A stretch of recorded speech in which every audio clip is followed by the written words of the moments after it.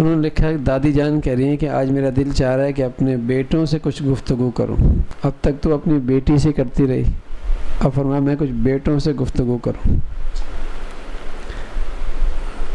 میں ان کو بھی بتانا چاہتی ہوں کہ وہ کیسے اپنی بیویوں سے بات کریں اور کیسے وہ ان کی غلطیاں بتلائیں، انہیں بھی غصہ نہ آئے اور کام بھی بن جائے۔ میرے لاڈلے پوتے، اگر تم اپنی بیوی کو سرد لہجے میں سمجھاؤ گے یا نیری تنقید کرو گے تو تمہاری بیوی کبھی نہیں مانے گی۔ یہ اللہ نے اس کا مزاج بنایا، تلخ لہجے میں تنقید کے انداز میں کہو گے کبھی نہیں مانے گی، مزاج ہی نہیں ہے عورت کا۔ میں تمہیں ایک نفسیات کے ڈاکٹر کے بارے میں بتاتی ہوں جس نے چند عورتوں کا رائے لی اور ان سے ان کے شوہروں کے بارے میں کچھ سوالات کیے تھے۔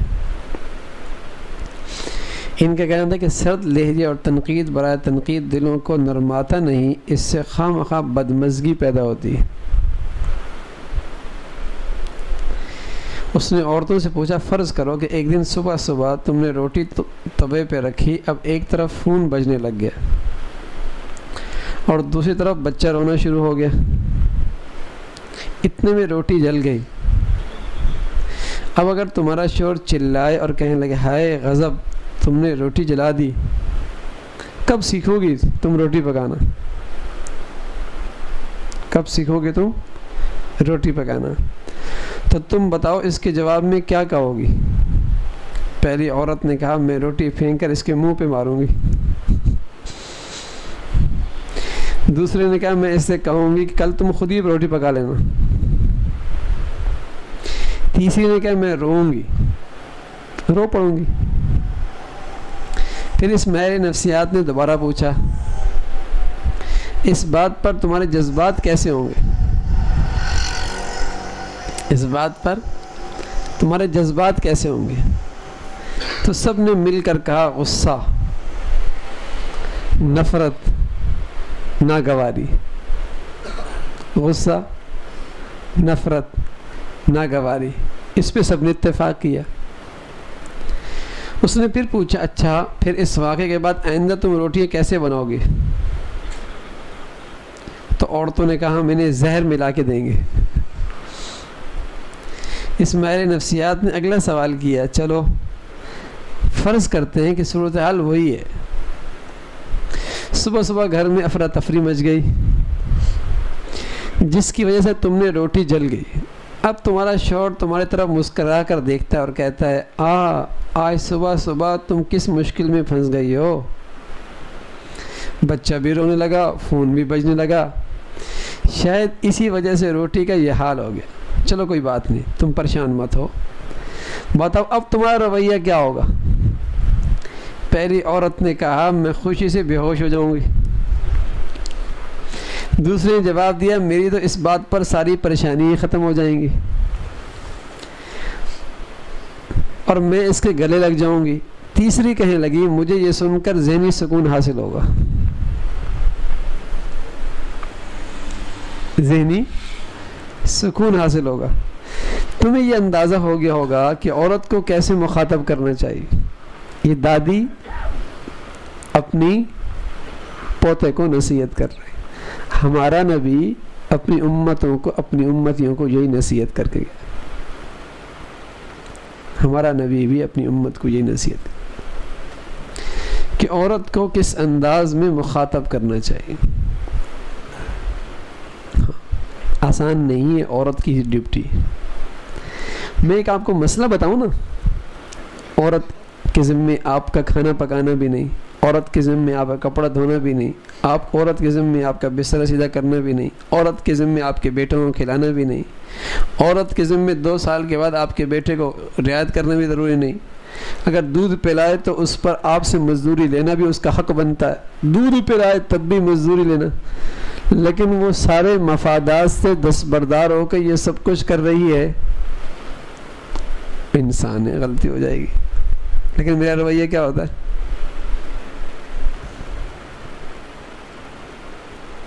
کیا رویہ ہوتا ہے؟ آج معاشرتی زندگی میں اتنا بگاڑ ہے صرف دین نہ سیکھنے کی وجہ سے، دین نہ سیکھنے کی وجہ سے۔ دین صرف نماز پڑھنے کا نام نہیں، حج کرنے کا نام نہیں میاں، روزے رکھنے کا نام نہیں، صدقات خیرات دینے کا نام نہیں۔ دین کا حسن تو آتا ہی معاشرتی زندگی میں، معاشرتی زندگی کہ عورت سے مخاطب کیسے ہونا ہے، کس انداز سے۔ میری دینداری سے میرے قریب والے ہی متاثر نہیں ہوں گے تو میرا دینداری صفر، میری دینداری صفر۔ جو جتنا آپ کے قریب رہتا ہے وہ آپ کی دینداری سے اتنا متاثر ہو، یہ دیندار ہے۔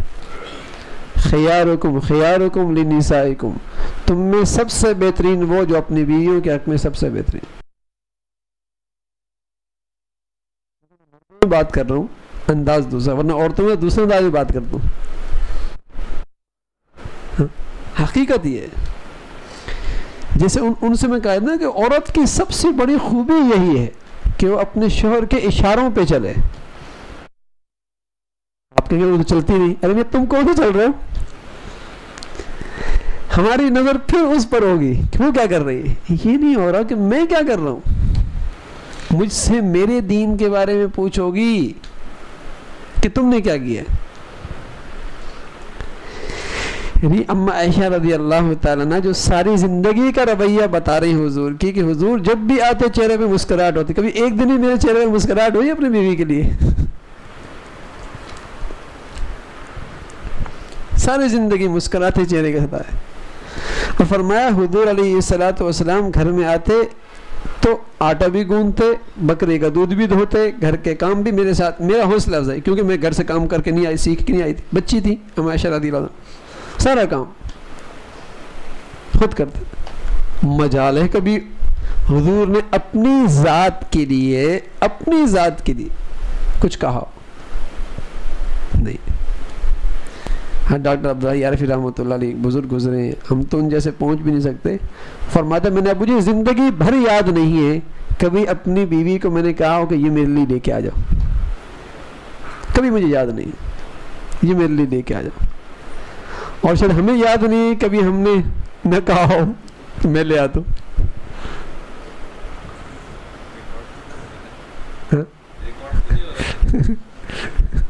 یہ چیز ہے، دینداری اس کا نام ہے، دینداری اس کا نام کہ ہماری معاشرتی زندگی میں حسن۔ دیکھو دو چیزیں ہیں اس وقت دینداری کی بہت بنیادی، ایک معاملات، دوسری معاشرت، دونوں صفر۔ معاملات بھی زیرو، معاشرت بھی زیرو، تبھی تو دین نہیں پھیلنا۔ بھئی عبادت تو ایک انفرادی عبادت ہے میاں، اس سے دین نہیں پھیلے گا۔ دین تو پھیلے گا معاملات صحیح کرنے سے، دین پھیلے گا معاشرت صحیح کرنے سے۔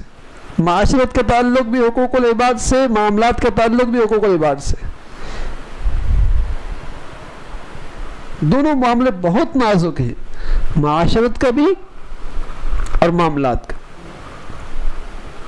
ہمارے نبی کی پوری تعلیمات اگر اس کو ہم 4 حصے بنائیں نا تو آپ کی پوری تعلیمات کے 3/3 تعلیمات کا تعلق معاشرت اور معاملات سے، 1/3 کا تعلق عبادت سے، 1/3 بس۔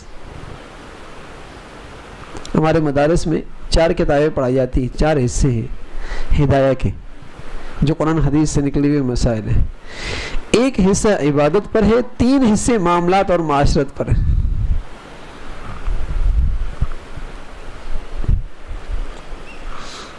یہ اصل زندگی ہے کہ میرے معاملات اتنے صاف ہوں۔ صحابہ کا دین کیوں پھیلا دنیا میں؟ معاملات ٹھیک تھے، جہاں گئے لوگ ان کے گرویدہ ہو گئے، ان کی تجارت سے، ان کے معاملات سے، ان کی معاشرت سے گرویدہ ہو گئے۔ بہت ساری جگہ پر تو واللہ نہ ان کی زبان چلی نہ تلوار چلی، اور ہزاروں لوگ مسلمان ہو گئے صرف ان کی معاشرت سے اور ان کے معاملات سے۔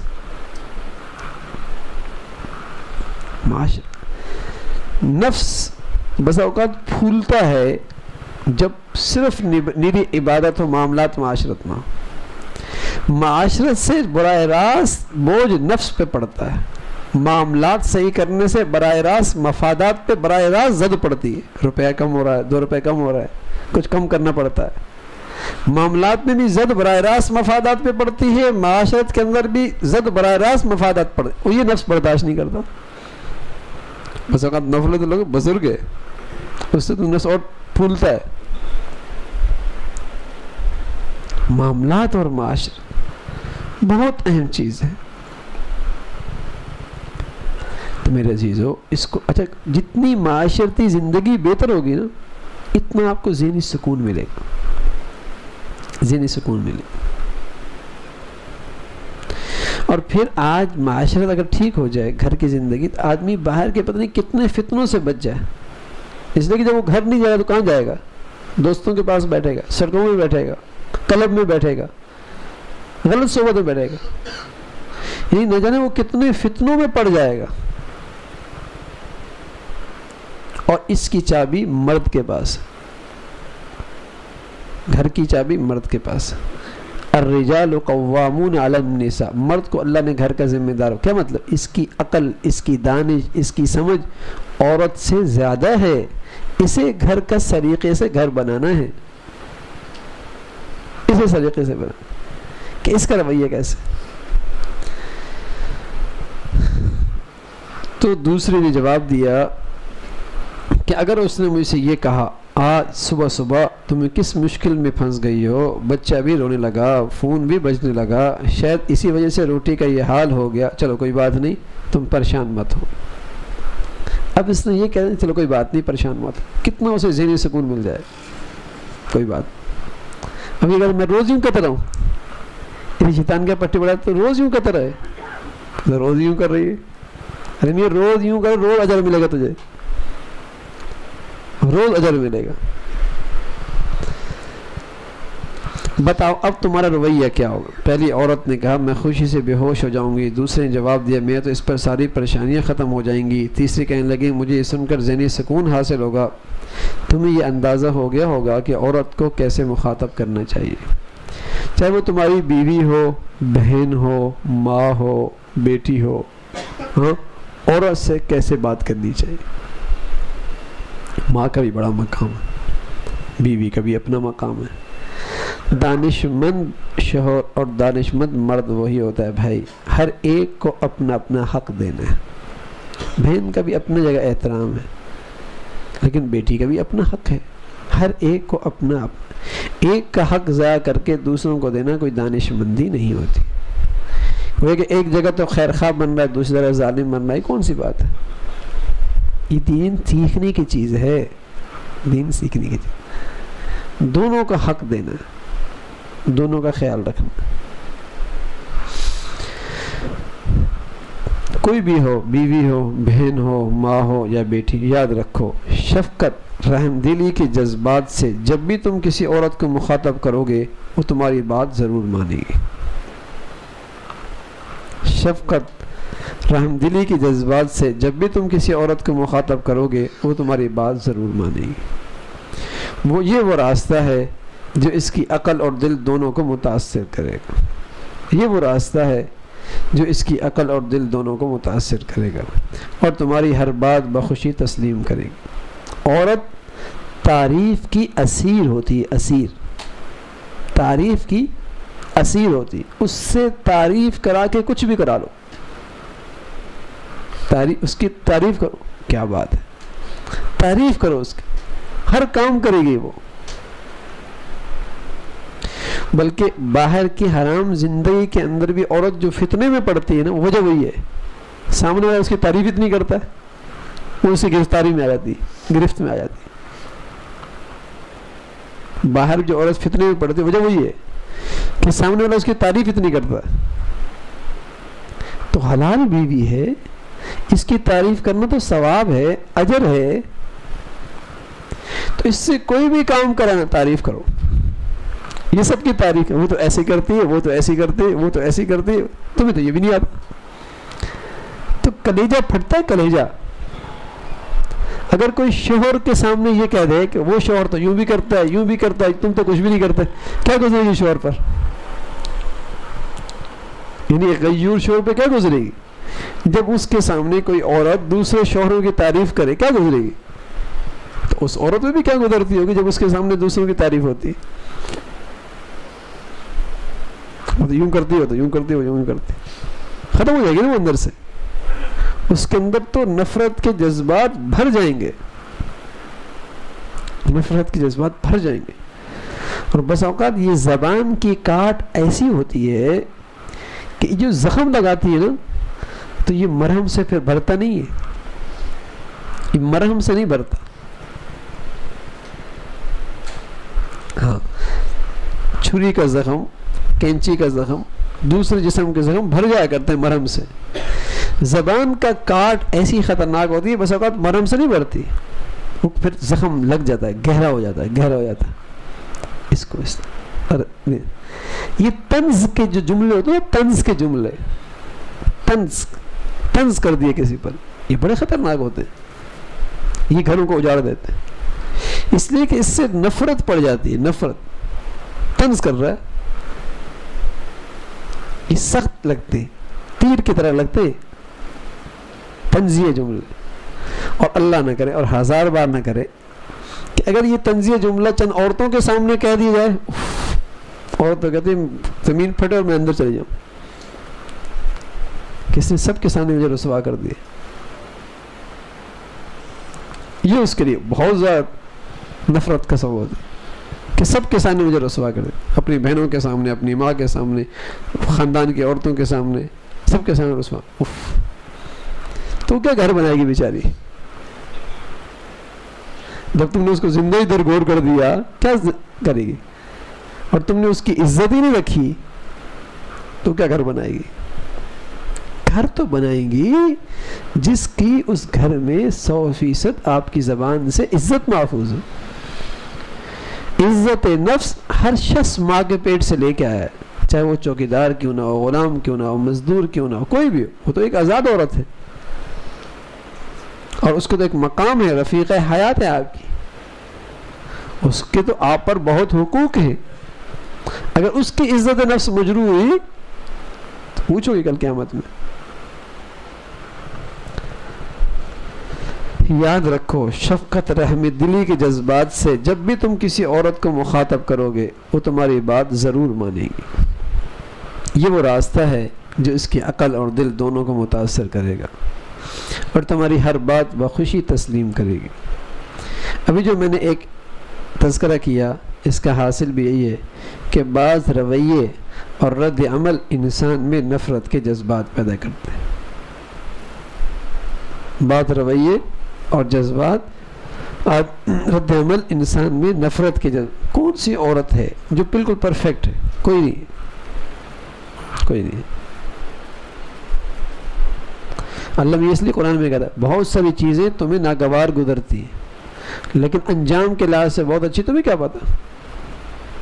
اس سے اللہ ایسی اولاد دے دے، تمہیں ایسی فرمانبردار دے دے، پتہ نہیں کیا کیا کچھ ہے، تمہیں نہیں پتا.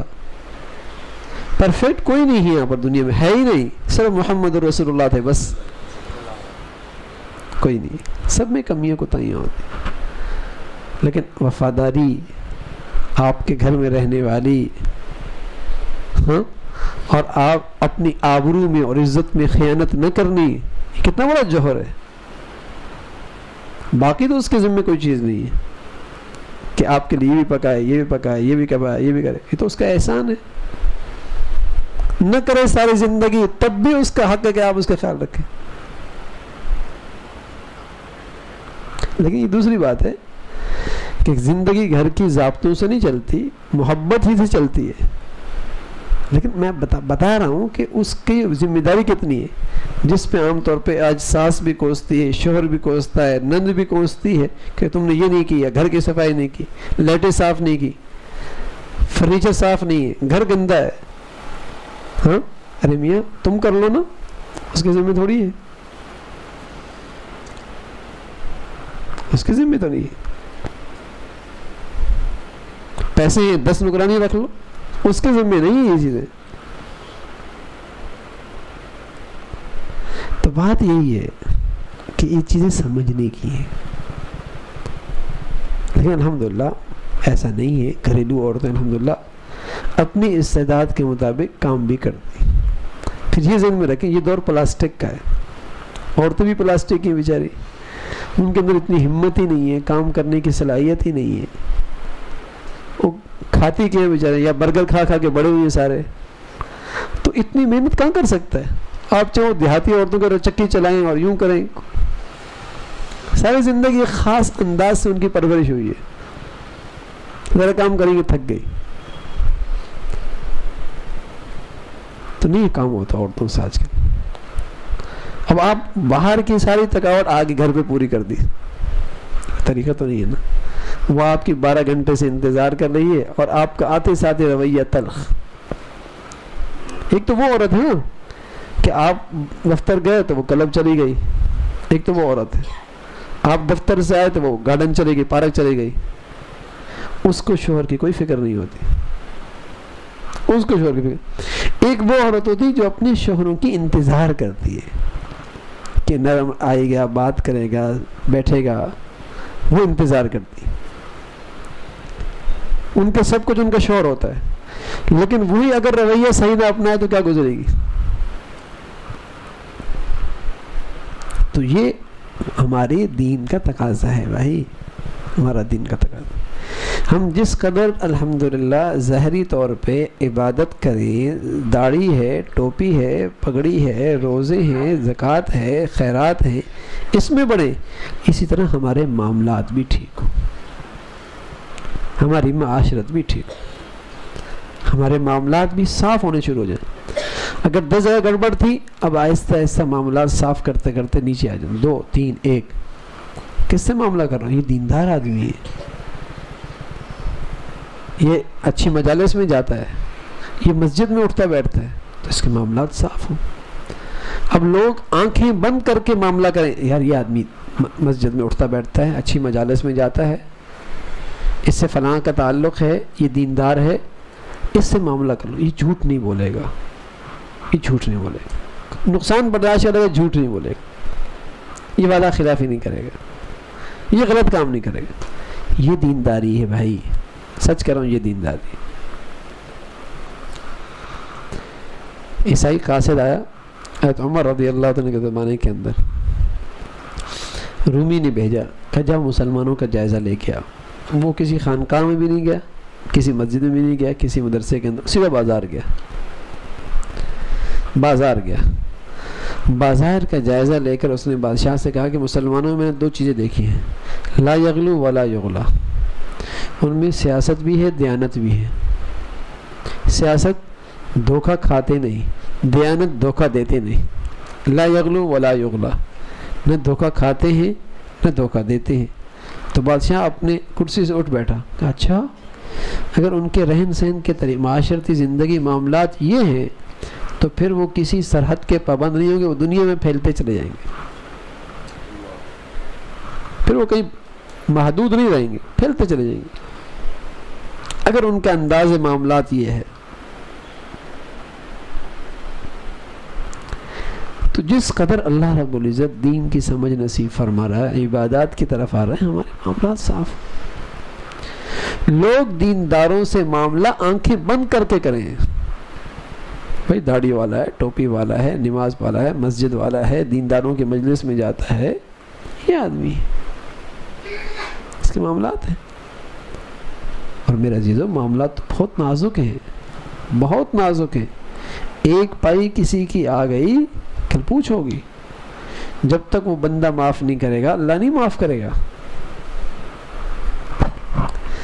تو معاشرت پر بھی خاص نظر ہو, معاملات پر بھی خاص نظر ہو. اور اس میں بڑی برکت ہے اور بڑی کامیابی ہے. اگر کوئی معاملات ٹھیک کر لینا آدمی, شروع میں مشکلات ہوں گی, لیکن ایک وقت آئے گا لوگ کہیں گے یار یہ آدمی, بس یہ آدمی. آج اگر کسی چیز کی کمی ہے نا, کسی چیز کی کمی, وہ ہے اعتماد کی کمی. کسی پر کوئی اعتماد نہیں کرتا. یقین جانیں اگر کسی کی مارکیٹ میں اعتماد پیدا ہو جائے نا, اسے کسی اشتہار دینے کی ضرورت نہیں ہے, ہر آدمی اس کا اشتہار ہے. اس کو مارکیٹنگ کی ضرورت نہیں، ہر آدمی اس کی مارکیٹنگ کرے گا. اعتماد، اس آدمی پر اعتماد آ جائے، وقت لگتا ہے، لیکن جب دین کو سامنے رکھ کر اللہ کا لحاظ کرو گے کہ میں دیندار ہوں، دینداروں کی طرف میری نسبت ہے، اور میری وجہ سے دیندار بدنام نہ ہو اور لوگ دینداروں کی طرف غلط نسبت نہ کریں، جو اس کی لاج رکھے گا اللہ پھر اس کی عزت کروائے گا، اللہ پھر اس کی عزت کروائے گا. تو معاشرت بھی بہت اہم ہے میرے عزیزو، اور معاملات بھی بہت اہم ہے. تو بعض رویہ اور رد عمل انسان میں نفرت کے جذبات پیدا کرتے، آدمی انتقام کی آگ میں جل اٹھتا ہے. بعض رویہ ایسے آدمی کا نا انتقام کا جذبہ پیدا ہوتا ہے، میں بھی انتقام لوں گا اور کسی موقع میں بھی اپنی ساری کسر پوری کروں گا. یہ عورت کے اندر ہی پیدا ہوتا ہے کہ میں بھی دیکھ لوں گی، پھر جب موقع آئے گا نا بدلہ لے لوں گی. اور آدمی انتقام کی آگ میں جل اٹھتا ہے. بعض رویوں کی وجہ سے محبتیں جنم لیتی ہیں اور ان سے قرب اور آپس کے تعلق میں اضافہ ہوتا ہے. لہذا میرے بیٹو یہ بات خوب سمجھ لو، تم عورتوں سے کیسے بات کرو گے، اس لیے ہم عورتیں میٹھی بات، نرم لہجے، محبت برے لمس کی اسیر ہو جاتی ہیں. دادی اماں کہہ رہی ہے کہ لیے اس لیے ہم عورتیں میٹھی بات، نرم لہجے، محبت بھرے لمس کی اسیر ہو جاتی. ہاں، حلال رشتے ہیں، بیوی کا، بیٹی کا، بہن کا، ماں کا، اس کے لیے میٹھی بات ہو، اس کے لیے نرم لے جاؤ، اس کے لیے محبت کے بولو، اس کے لیے محبت کرو. تو اس کی بڑی برکت ہے. جب غیر مرد سے بات کر رہی عورت سے تو قرآن نے کہا تھوڑا سا رویہ تلخ اپنا لو بتکلف. مردوں سے بھی یہی کہا ضرورت کی بات کرو، لیکن جب حلال کی بات کی کا نرم لے جا، محبت بھرا لے جا، سر جسے کہیں کہ میٹھی بات کر لو. اس میں بڑی برکت ہے. بھئی کمزوریاں تو سب میں ہیں، کمزوریاں تو سب میں ہیں، لیکن ان باتوں کا تذکرہ اس لیے کی جا رہا ہے کہ یہ چیزیں پیش نظر رہیں، پیش نظر رہیں، اور روز بروز ہماری زندگی میں، ہمارے اخلاق میں، ہماری معاملات میں، ہمارے معاشرت میں بہتری آئے. یہ دینداری کا بہت بڑا حصہ ہے. میں اس کہتا ہوں 3/3 دینداری یہ ہے، 3/3 دینداری یہ ہے. اور اس سے گھر کا ماحول بنے گا، آپ کی اولادیں بھی دین آئے گا، آپ کے ارد گرد کی فضا کے اندر ہم لوگ دینداروں سے متاثر ہوں گے. یہ بڑی برکت والی چیز ہے. اللہ ہم سب کو بھائی اس کی ہمت نصیب فرمائے، توفیق نصیب فرما دے. الحمدللہ رب العالمین والصلاة والسلام علی سیدنا محمد وعلی آلہ واصحابہ اجمعین. اللہم لک الحمد کلہ ولک الشکر کلہ، اللہم لک الحمد کلہ ولک الشکر کلہ. اللہم اعنا علی ذکرک و شکرک و حسن عبادتک، اللہم اعنا علی ذکرک و شکرک و حسن عبادتک. نستغفر اللہ، نستغفر اللہ، نستغفر اللہ. سبحان ربک رب العزت عما یصفون وسلام علی المرسلین والحمد للہ.